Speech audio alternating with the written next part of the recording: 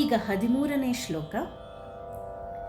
सहस बदन तुम्हारो जस गावै अस कहि ಶ್ರೀಪತಿ ಕಂಠ लगावै. ಹೀಗೆ ತುಳಸಿದಾಸರು ಹನುಮಂತನನ್ನು ಹಾಡಿ ಹೊಗಳುತ್ತಾ, ಸಹಸ್ರ ಮುಖಗಳು ನಿನ್ನ ಕೀರ್ತಿಯನ್ನು ಹಾಡಿ ಹೊಗಳುತ್ತಾ ಇವೆ ಎಂದು ಹೇಳುತ್ತಾ, ಹರ್ಷಪೂರಿತನಾದ ಸೀತಾಪತಿ ರಾಮಚಂದ್ರನು ನಿನ್ನನ್ನು ಗಾಢವಾಗಿ ಆಲಂಗಿಸಿದನು. ಹೇ ಭಕ್ತವರ ಹನುಮಾನ್, ನಿನಗೆ ಪುನಃ ಪುನಃ ವಂದನೆಗಳು ಅಂತ ಹೇಳ್ತಾರೆ.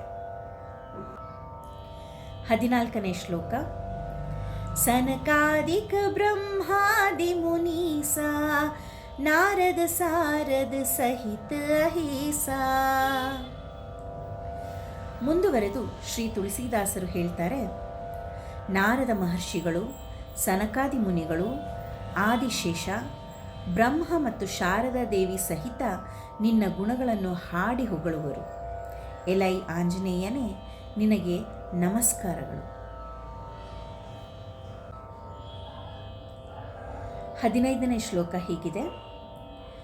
ಜಮ ಕುಬೇರ ದಿಗ್ಪಾಲ ಜಹಾತೆ ಕಭಿ ಕೋಬಿದ್ ಕಹಿ ಸಕೆ ಕಹಾತೆ. ಇಲ್ಲಿ ತುಳಸಿದಾಸರು ಹೇಳ್ತಾರೆ, ಯಮ, ಕುಬೇರ ಮೊದಲಾದ ಎಲ್ಲ ದಿಕ್ಪಾಲಕರು, ದೇವತೆಗಳು, ಘನ ವಿದ್ವಾಂಸರು ಹಾಗೂ ಮಹಾನ್ ಕವಿಗಳು ಸಹ ನಿನ್ನ ಗುಣಗಳನ್ನು ಮೆಚ್ಚಿ ವರ್ಣಿಸುವರು. ಹೇ ಹನುಮಂತನೇ, ನಿನಗೆ ಸಾಷ್ಟಾಂಗ ನಮಸ್ಕಾರಗಳು. 16ನೇ ಶ್ಲೋಕ. ತಮ ಉಪಕಾರ ಸುಗ್ರೀವ ಹಿ ಕೀನ್ಹಾ ರಾಮ ಮಿಲಾಯ ರಾಜಪದ ದೀನ್ಹಾ.